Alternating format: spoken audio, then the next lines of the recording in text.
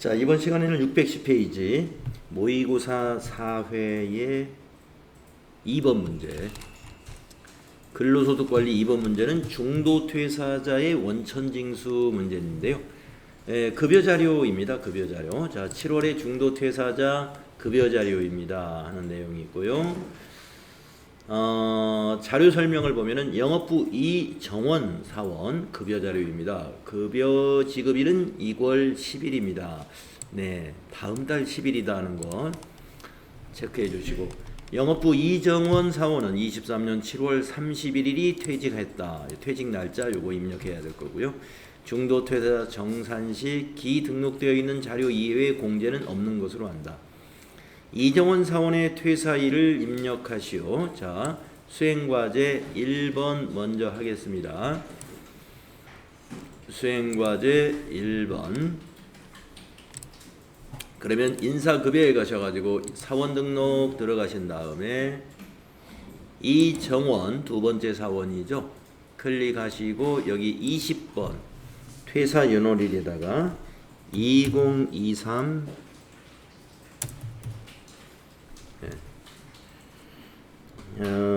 2023 0731 이렇게 입력하시고 사원 등록창은 닫아주시면 되고요. 그 다음 두 번째 수행과제 문제는 7월분 급여자료를 입력하고 중도퇴사자 정산 내역을 급여자료에 반영하시오. 1. 급여로 선택할 것 이렇게 되어 있습니다. 그러면은 급여자료 입력에 들어가셔서 7월이라는 월을 귀속연월로 선택한 다음에 구분은 1급여, 그리고 지급일은 다음 달 10일이니까 2023 08 8월 10일로 지급일을 입력하시고 이 정원을 클릭하신 다음에 거기 자료에 있는 기본급 300만원 입력하고요. 엔터 하시고, 자, 다른 것은 모두 공제 항목이 국민연금, 건강보험료, 고용보험료, 장기요양보험료는 반영이 됐지만은 이 건강보험료 정산과 장기요양보험료 정산은 자동 반영이 안 됩니다. 그래서 거기 공제 항목에 있는 숫자를 다 입력해 줘야 돼요. 그래서 마이너스 27280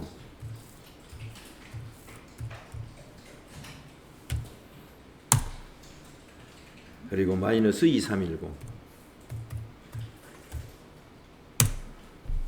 그리고 엔터 하시게 되면은 이와 같이 연말정산 정산명세 탭과 소득공제 탭, 의료비 탭이 뜨게 되죠. 다른 추가 자료, 뭐 소득공제 관련된 추가 자료가 있다든가 의료비 세액공제 관련 추가 자료가 있으면 여기다 입력을 하는데 없다라고 했잖아요. 자, 밑에다가 반영 누르시면 되겠습니다. 반영하시면은 이것이 반영되어 가지고 환급해줘야 될 소득세와 지방소득세가 계산이 됐습니다. 자, 그러면은 수행과제 2번은 여기까지 수행하시는 내용이고요. 다음에 수행과제 3번은 7월 귀속분 원천징수 이행상황 신고서를 작성하시오. 조정대상 환급액은 이걸로 2월 하기로 한다. 그럼 아무것도 입력 안 하면 돼요. 이걸로 2월 하기로 한다는 건 자동으로 2월이 돼 있으니까. 그러면 가보겠습니다.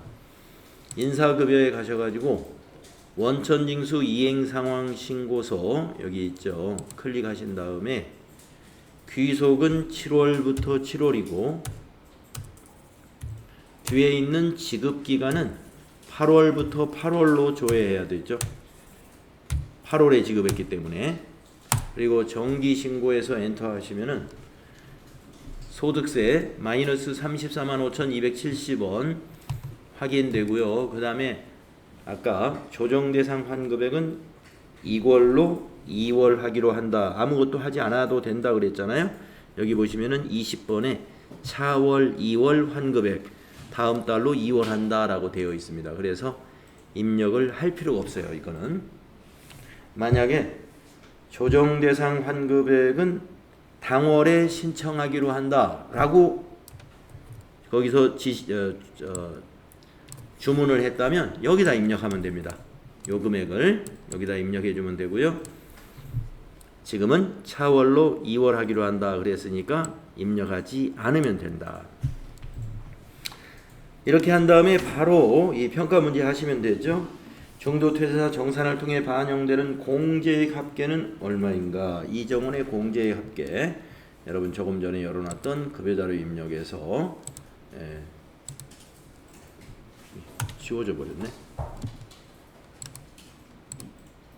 네, 이정원 선택하고 공제액 합계 마이너스 127390 답이 되겠고, 그 다음에 원천징수 이행상황 신고서에 5번 총지급액 가감계 A10은 얼마인가? 네, 이거 자주 물어보더라고요. 원천징수 이행상황 신고서에서 5번이 여기입니다. 총지급액 A10이 이거죠. 5번 총지급액의 A10의 합계 2,100만원을 답으로 입력하면 되겠습니다. 다음에 44번은 원천징수 이행상황 신고서에 18번 조정대상 환급액은 얼마인가? 18번이 여기에 있죠. 그래서 이거 복사해서 붙여넣으면 되겠습니다. 양수는 양수 그대로, 음수로 되어 있는 것은 음수 그대로 입력해 주셔야 되겠죠. 자, 그 다음에 세 번째 문제, 마지막 문제죠. 연말정산 자료 입력 해보도록 하죠.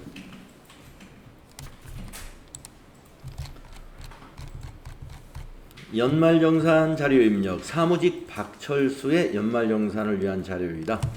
자료일은 박철수의 부양가족 현황으로 기입력되어 있는 내용입니다. 자료일은 연말정산을 위하여 박철수가 회사에 제출한 자료이고, 박철수가 연세병원에 지출한 의료비 중에 100만원은 삼성화재 보험으로부터 실손보험금으로 수령하였다. 자, 실손보험 수령금액 100만원, 박철수 의료비 입력할 때 입력해 주는 거죠. 부양가족은 모두 박철수와 생계를 같이 하며 별도의 소득은 없다.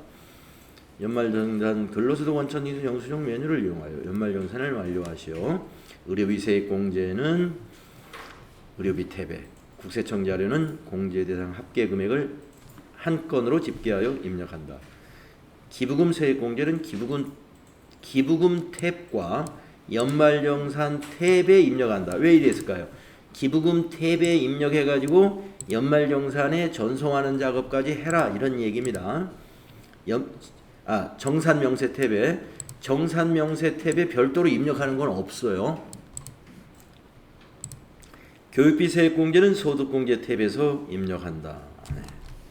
자, 부양가족 본인 포함해서 4명이 되겠습니다. 다음에 자료 2를 보면은 의료비 박철수, 우리 박철수에 대한 연말정산을 하는 거잖아요.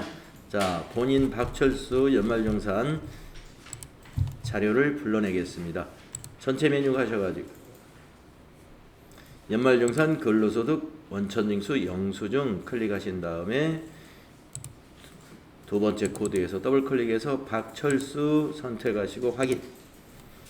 네, 박철수의 소득 자료가 정산명세에 모두 불러졌으면 의료비 입력하도록 하겠습니다.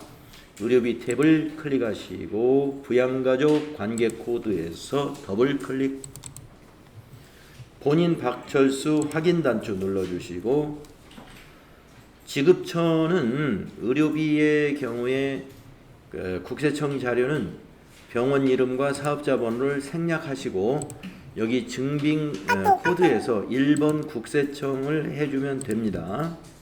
하지만 병원에서 발급한 의료비 영수증은, 의료비 증빙은 여기 상호나 사업자 번호를 입력합니다. 국세청 자료만 여기 국세청 이렇게 해주는 거예요. 자, 건수는 한 건으로 해주시고, 자, 박철수의 의료비 중에 지금 안경점 자료가 있는데 아시다시피 안경은 한 명당 연간 50만 원이 한도이기 때문에 10만 원을 뺀 금액을 일단 입력을 해야 됩니다. 그래서 350만 원으로 입력을 해야 되겠습니다. 자, 지급액에다가 350만 원. 그리고 실손의료보험금에다가 100만 원. 아까 자료 설명에서 우리 확인했죠? 이렇게 입력하시면 되겠습니다.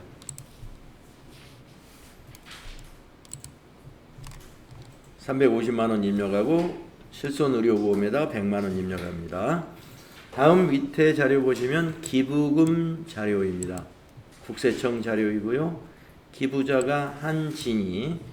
자, 한진희가 소득이 없는 사람이었죠. 아까 그 부양가족 현황 자료를 한번 보겠습니다. 네, 한진희는 직계 존속이고요. 여기 소득 관계는 여기서는 입력된 것을 한번 소득이 있는지 한번 보겠습니다. 여기 소득 공제 탭에 가보시면은 한진희 네, 소득이 있다면 기본에 부로 되어 있을 텐데 소득이 없는 직계 존속입니다. 그러니까 기부금 누구의 돈으로 기부했겠어요? 여기 박철수가 벌은 돈으로 기부했겠죠? 그래서 입력을 합니다. 자, 기부금 탭에 가셔가지고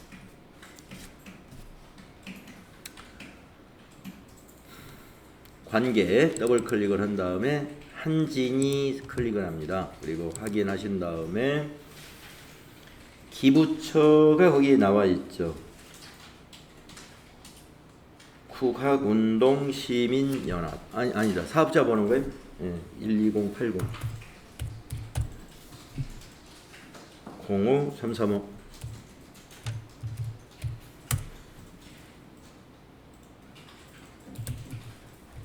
국학운동시민연합.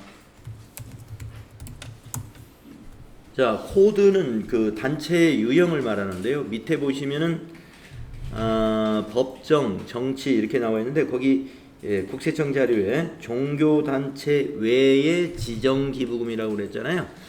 그러면 우리는 40번입니다. 지정기부 40, 종교단체는 41. 건수 한 건, 금액은 150만 원이네요. 엔터. 자, 이렇게 기부금이 요거 하나죠. 그래서 만약에 두 건이면 다 입력을 하고 난 다음에 우리는 하나만이니까 입력을 당해년 해당 연도 기부 명세에다가 기부자가 둘이면 두 줄로 입력하시고 이렇게 해서 입력을 다 한 다음에 여기 기부금 조정 명세 탭에 가서 정산 명세 보내기라는 공제 계산을 해서 정산 명세 보내기라는 요 단추를 클릭을 해주고 요 밑에서 다시 한번 공제금액 정산명세 반영이라는 요 단추를 한번 눌러주어야 정산명세에 반영이 됩니다. 예 해주시면 되겠습니다. 네, 그러면 정산명세로 기록이 됩니다. 그 다음에 자료는 교육비 자료네요. 네. 교육비는 학생 조미숙인데 배우자인 것 같고요. 그런데 교육비를 보니까 대학원 교육비입니다. 대학원 교육비는 소득자 본인의 경우만 세액공제 대상이 되고요. 다른 부양가족은 안 돼요. 그래서 이것은 입력을 안 합니다. 그래서 이제 연말정산 자료를 다 입력을 마친 거예요. 그런 다음에 바로 이제 평가 문제 해주시면 돼요.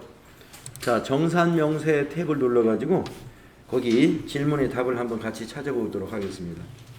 37번 차감 소득 금액은 얼마인가?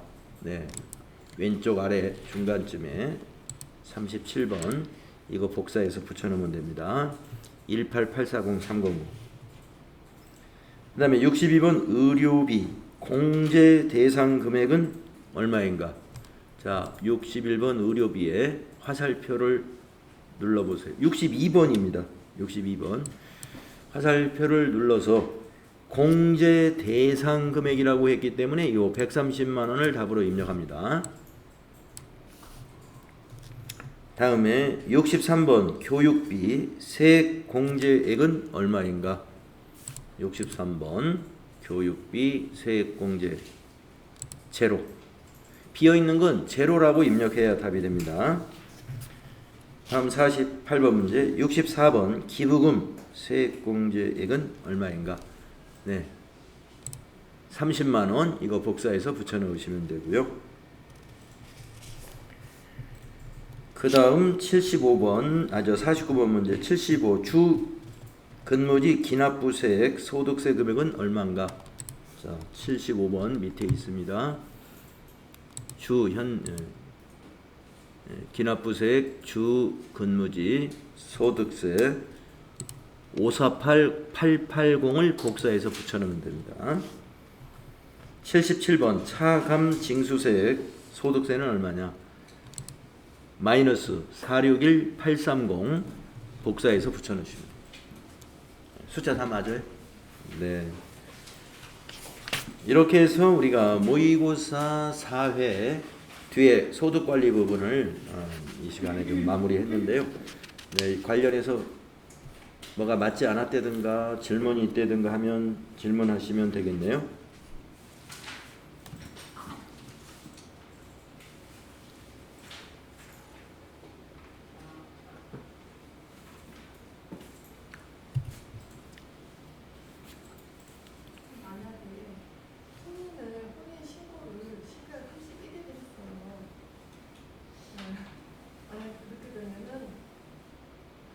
배우자, 예, 배우자 해당되겠죠. 예, 31일 날부터 혼인 이제 배우자가 되는 거니까, 그렇죠? 예, 그 12월 31일 기준으로 판단하는 거니까. 예.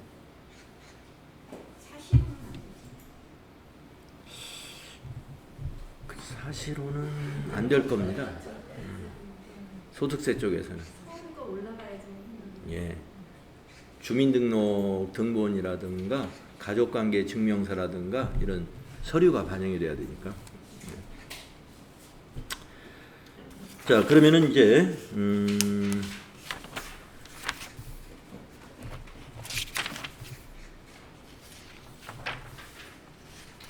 다음은 모의고사 5회로 넘어가 보도록 하겠습니다.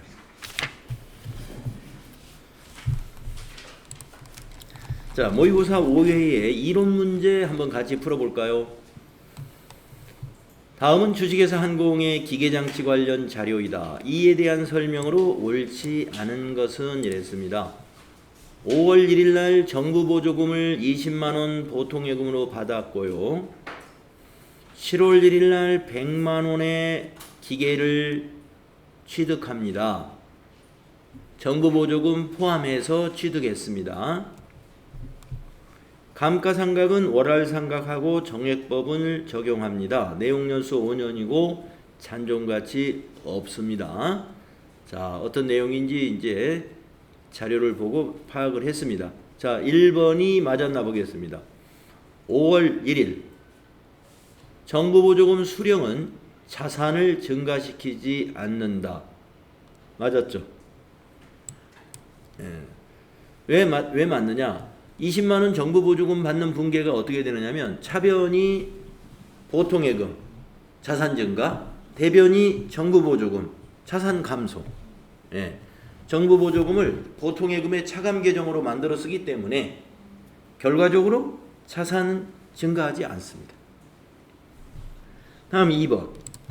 7월 1일 기계장치의 장부 금액은 80만 원이다. 맞을까요? 맞습니다. 왜 그러냐면은 7월 1일에 기계를 100만 원에 취득하는 날이에요. 그런데 그 안에는 기계장치의 차감가정 정부 보조금이라는 것이 또 만들어지거든요. 그렇기 때문에 감가상각을 안 했지만 취득한 날부터 정부 보조금을 차감해야 되니까 80만 원이 장부 금액 맞습니다. 다음 3번 12월 31일 기계장치의 장부 금액은 72만 원이다. 그러면 12월 31일은 감가상각을 하게 되거든요. 그러면 한번 감가상각을 해보겠습니다. 내용연수 5년이고 잔존가치 없는 정액법이에요.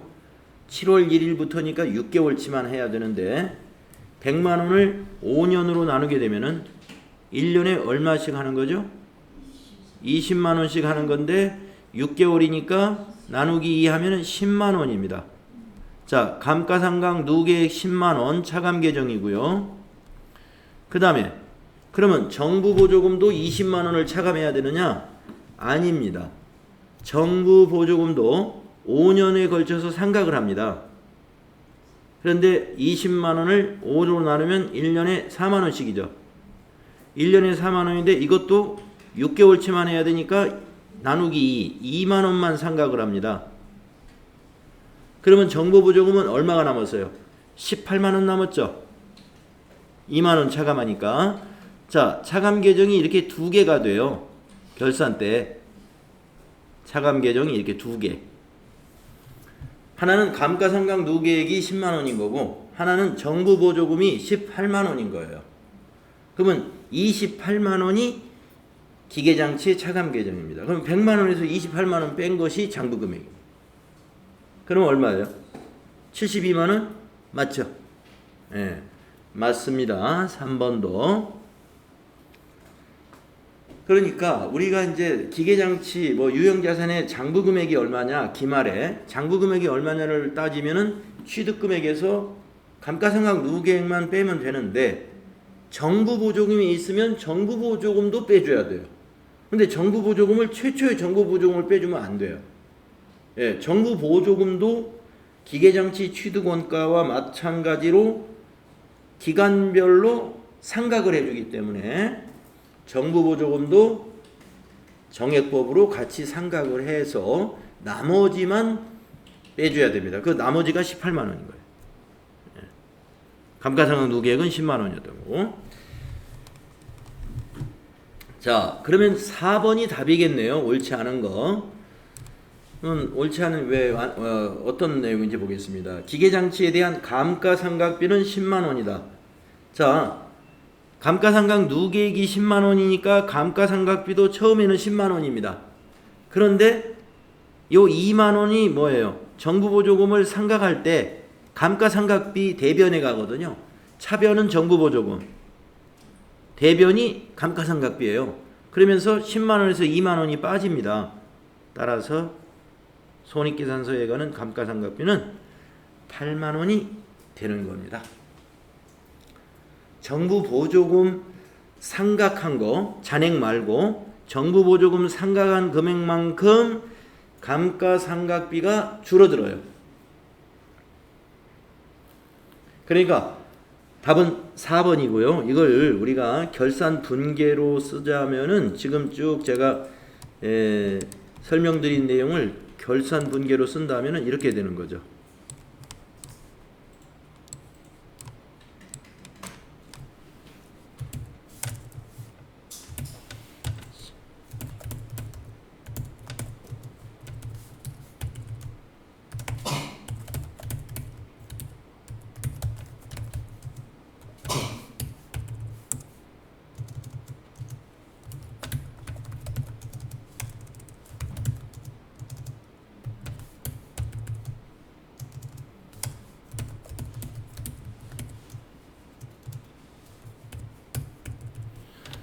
네, 1번 문제의 12월 31일 날의 회계 처리 내용은 이렇게 돼야 되는 겁니다.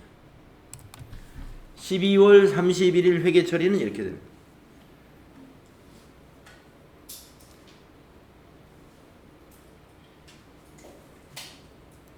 차변에 감가상각비 10만원, 대변에 감가상각 누계액 10만원, 그리고 또 정부 보조금을 상각하는 분계가 밑에 하나 더 붙어요. 차변에 정부 보조금 2만원, 대변에 감가상각비 2만원. 그래서 여기 보시면은 감가상각비 비용 발생이 10만원 되었다가 비용 취소가 2만원 되니까 감가상각비는 10만원이 아니었고 8만원이었던 거예요.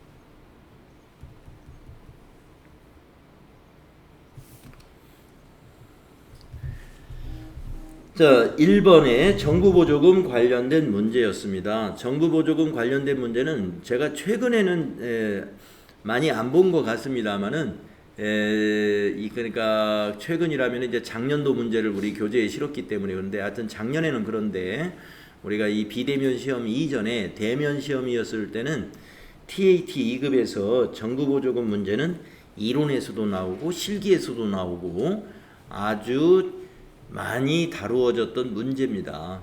네.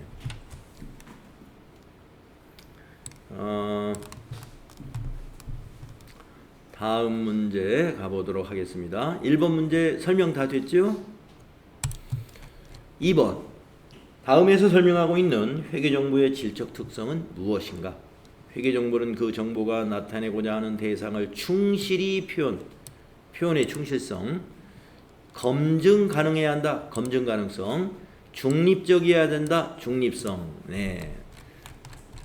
답은 2번이겠네요. 그렇죠? 신뢰성에 대한 이야기였어요.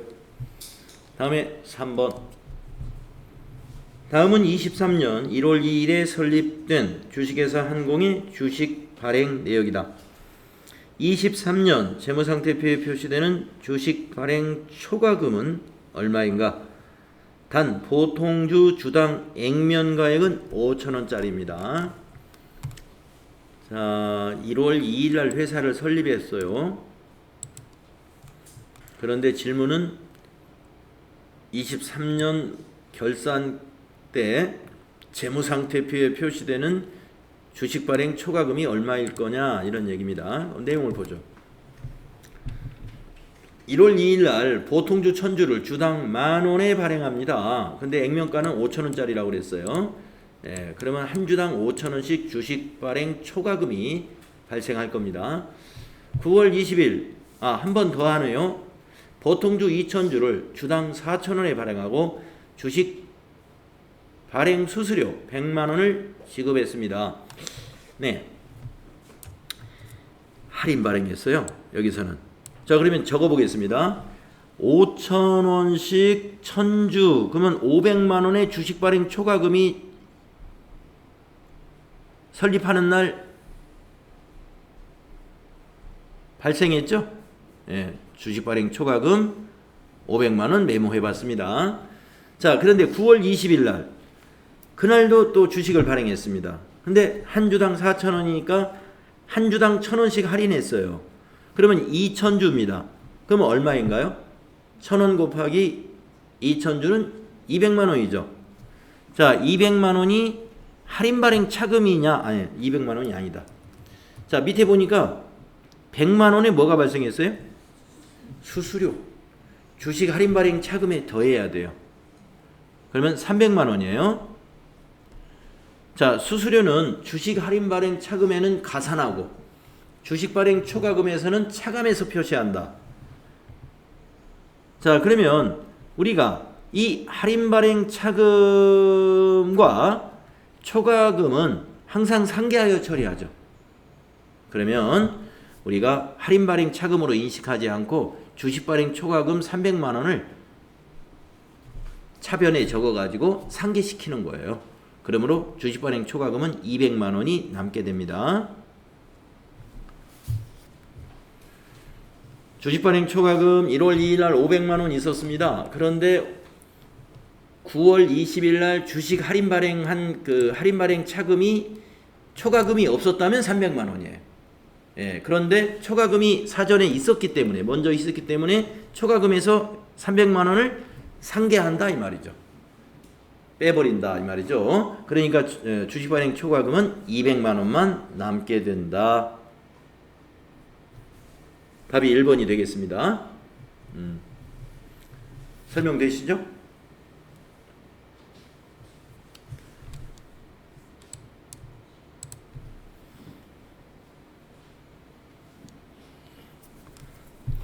분계 여러분 쓸 수 있나요? 분계? 네, 제가 한번 질문 한번 해보겠습니다. 1월 2일 날 분계를 누가 한번 써볼까요? 네, 제가 여러분들 이름을 잘 모르니까 자, 반장님이 한번 1월 2일 날 분계 한번 써보십시오. 예, 현금이 1000만 원.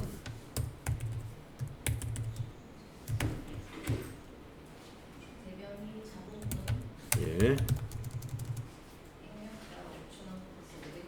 500만 원. 예, 대변의 주식 발행 초과금이 500만 원. 맞죠? 자, 1월 2일 날은 이게 맞아요. 자, 그러면 그 밑에 이제 9월 20일 날의 분계를 한번 써보겠습니다. 자, 9월 20일 날 분계는 오늘 조금 늦게 오신 분이 한번 해보시죠. 네. 자, 2,000주를 4,000원에 현금 발행했어요. 아, 그리고 저 수수료도 현금으로 지급했다고 하겠습니다. 예, 현금 발행했고 수수료 100만 원도 현금 지급했다. 차변의 현금이 얼마일까요? 700? 예, 700이네요. 예, 맞아요. 대변의 자본금은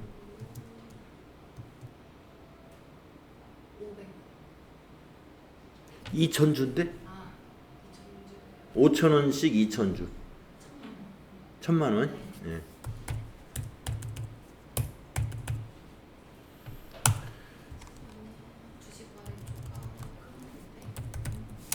차변에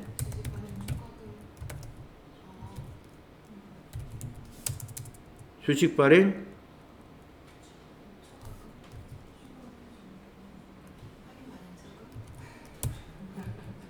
초과금이. 자, 주식 발행 초과금이 요만큼이 없었다면은 주식 할인 발행 차금 300만 원 해야 되죠. 주식 할인 발행 차금 300만 원. 그런데 주식 발행 초과금에 잔액이 있으니까 주식 할인 발행 차금을 표시하지 말고 주식 발행 초과금에서 상계해라 그랬단 말이에요. 그러니까 주식 발행 초과금을 300만 원이라고 하는 거예요. 예. 할인 발행 차금 하면 안 됩니다. 예. 주식 발행 초과금이 있으면 주식 발행 초과금에서 먼저 상계하라 그랬어요. 그래서 300만 원. 그래서 답이 200만 원인 거예요. 그래서 이 문제의 답이 200만 원. 왜 답이 200만 원이냐? 이 문제가 뭐냐면 23년도에 주식 발행 초과금의 재무상태표의 주식 발행 초과금은 얼마일까요? 이렇게 물었단 말이에요. 자, 주식 발행 초과금은 자본잉여금입니다.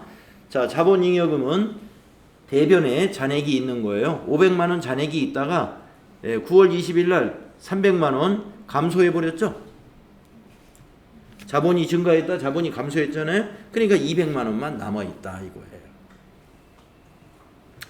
주식 발행 초과금이 200만 원이 답인 이유. 이렇게 회계 처리하기 때문에 그런 것이다.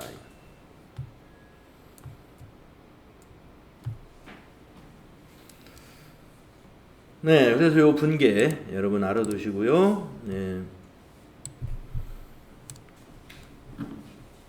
200만 원이 주식 발행 초과금 200만 원이 답이 되는 이유를 이게 회계 처리로 설명을 했습니다. 자, 다음은 4번을 보겠습니다.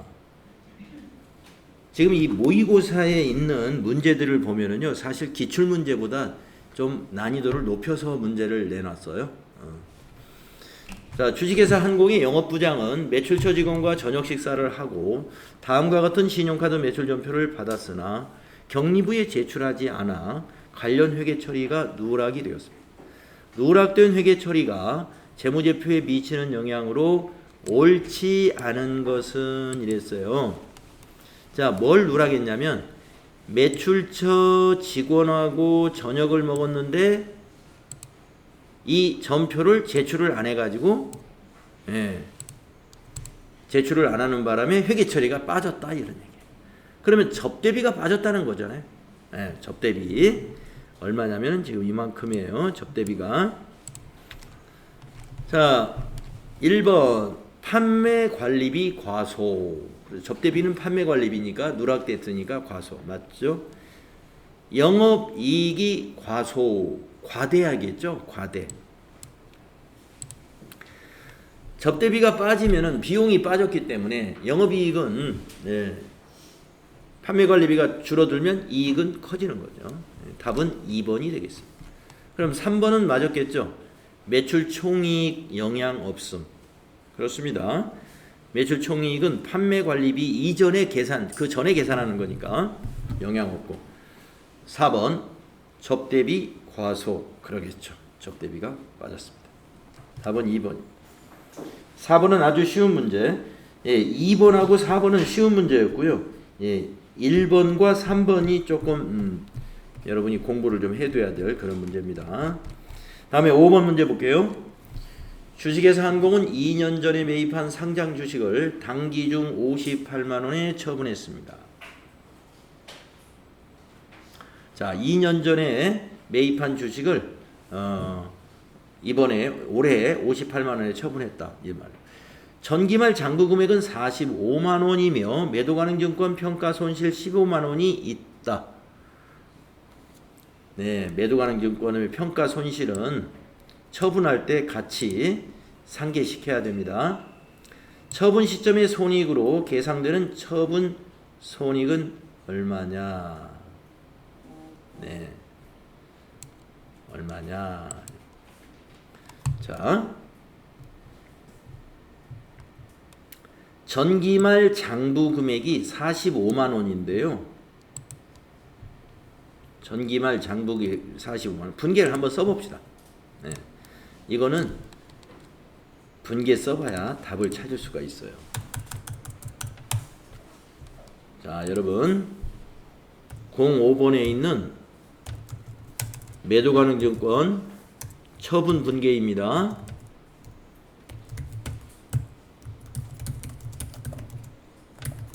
어떻게 되느냐? 차변에 현금, 현금으로 팔았다고 보겠습니다. 58만 원에 처분했다. 그러면 현금이 58만 원 들어왔다. 대변 장부 금액이 얼마짜리냐면 45만 원짜리예요. 대변에 매도 가능 증권 45만 원. 이것이 만약에 단기 매매 증권이었다면 지금 차익인 13만 원을 단기 매매 증권 처분 이익으로 인식해버리면 돼요. 13만 원을.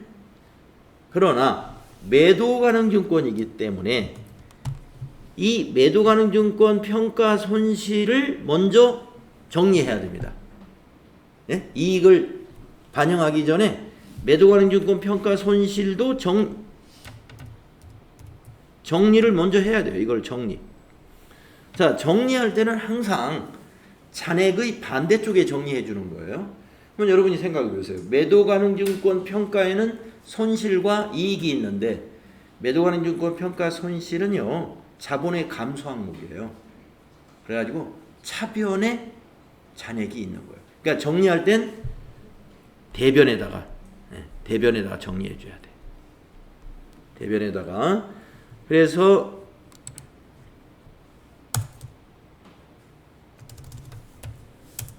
매도 가능 증권 평가 손실 이제 정리가 되는 거고요. 15만 원.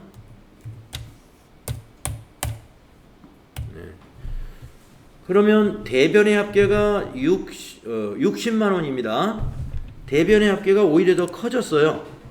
60만 원으로 2만 원이 뭐가 되냐면 매도 가능 증권 처분 손실이 2만 원이에요. 매도 가능 증권 처분 손실이 2만 원이다.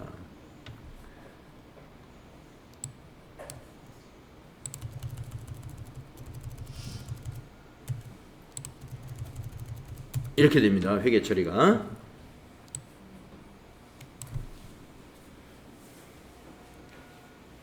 그래서 이 문제는 처분 손익이 어떻게 되느냐? 매도가능증권 처분 손실 2만원 이렇게 인식해야 되겠습니다. 그래서 답이 1번이 되겠어요.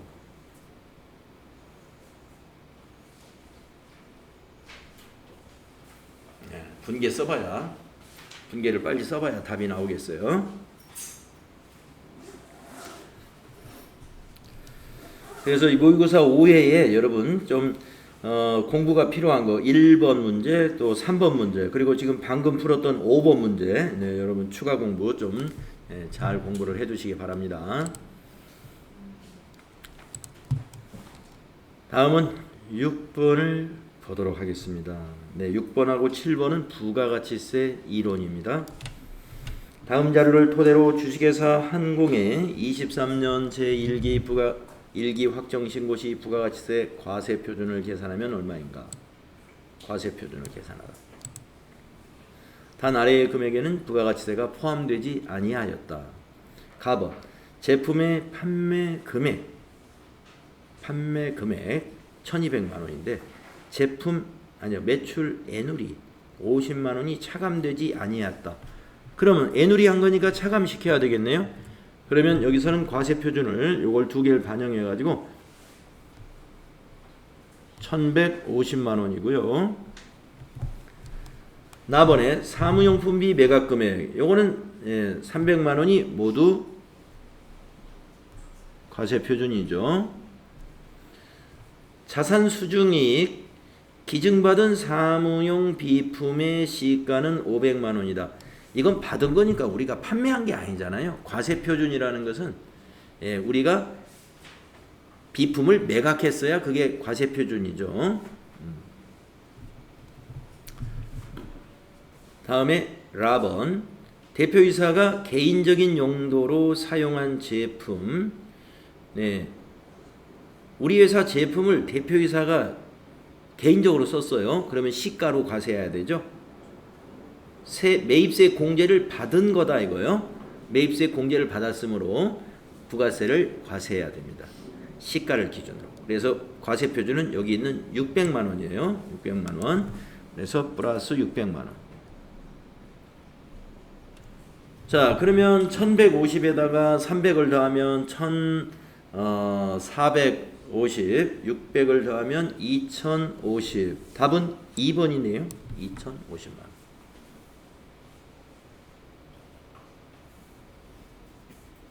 2050만 원. 다음은 7번을 보겠습니다. 다음 중 부가가치세 신고 납부 및 환급에 대한 설명으로 옳은 것은 1번 폐업하는 경우 폐업일이 속한 과세기간이 끝난 후 25일 이내에 신고 납부해야 한다. 잘못됐습니다. 폐업일의 다음 달 25일이죠. 다음 달 25일. 과세기간 끝나고 25일이 아닙니다. 다음에 2번 총괄 납부 사업자의 경우에 주된 사업장에서 종된 사업장의 부가가치세를 합산하여 납부하여야 한다 그랬는데 신고 납부해야 된다 해서 이것도 틀렸어요. 총괄 납부 사업자라는 것은 납부를 총괄해서 하는 것이지 신고까지 총괄해서 하는 건 아닙니다. 다음 3번 일반 환급의 경우 각 과세기간별로 확정신고 기한 후 25일 이내에 환급하여야 한다. 틀렸어요. 30일 내에 환급을 해줍니다. 30일 내에 환급해주고 조기 환급은 15일 내에 환급을 해줍니다. 그럼 4번이 답일 것 같아요. 예정신고를 한 사업자는 이미 예정신고한 과세표준을 확정신고 시 포함하지 아니한다. 그렇죠. 4번은 맞았습니다. 다음에 8번 소득세 문제입니다. 다음 중 소득세법상 금융소득에 대한 설명으로 옳지 않은 것은 이랬어요. 금융소득에 대한 설명으로 옳지 않은 것. 1번 직장 공제회 초과 반환금은 무조건 분리과세 대상입니다. 맞아요. 직장인들에게 유리한 기준을 적용시키려고 하는 거예요. 다음 2번. 이자 소득과 배당 소득은 필요 경비가 인정되지 않는다. 네.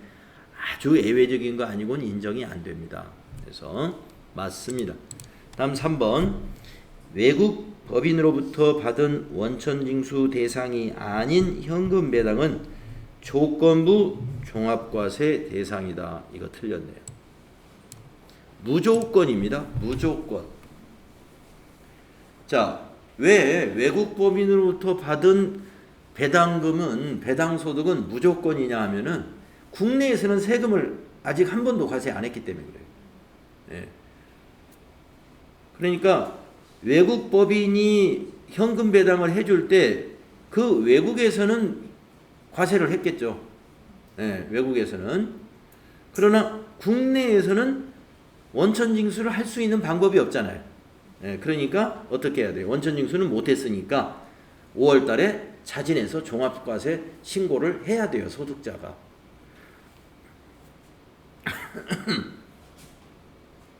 그래서 3번이 틀렸습니다. 예, 외국 법인으로부터 받은 현금 배당이나 이자 소득이나 이런 것은요, 원천징수를 국내에서 할 수 있는 상황이 아니기 때문에 무조건 종합과세 대상이 해당이 됩니다.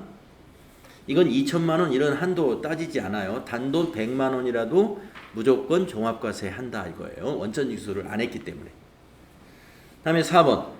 은행 정기적금 이자 수령액이 연간 2천만 원을 초과하는 경우 종합과세 대상이다. 그렇습니다.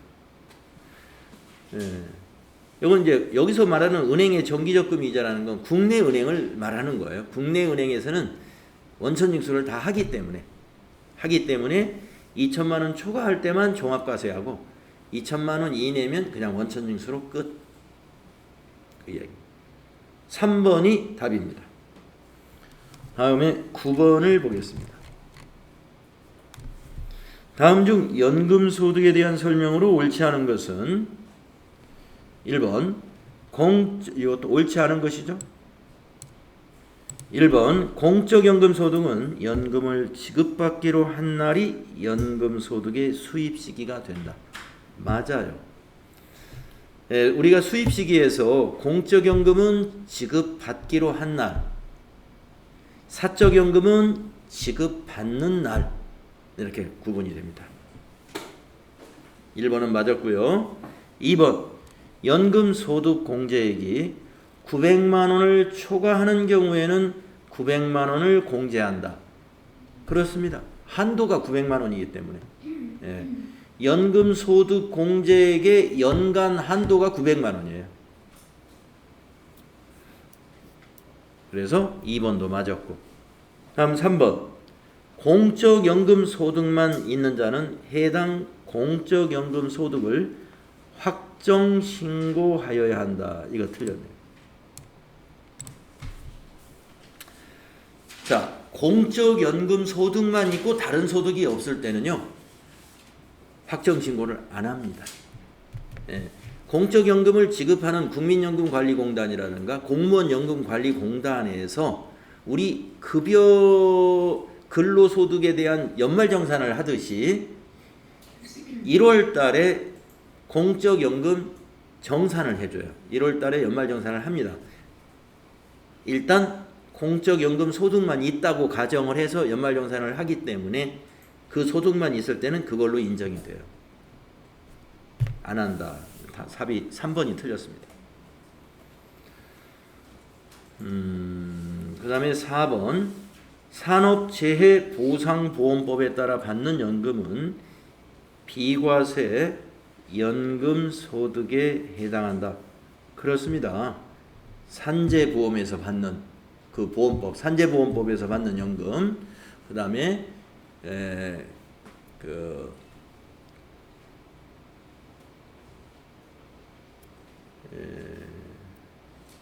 우리 연금 중에 또 장애연금, 장애나 장애연금, 상이연금 이런 것들 전부 비과세죠. 산재보험, 장애, 또 그 상위군인법인가요? 예.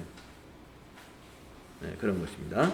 그 다음에 이제 연금 중에 그 배우자가 사망을 하면 이렇게 이어서 받는 연금을 무슨 연금이라고 그러죠?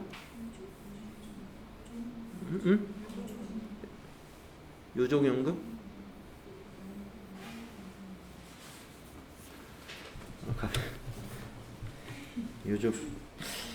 유족연금이라고 하나요?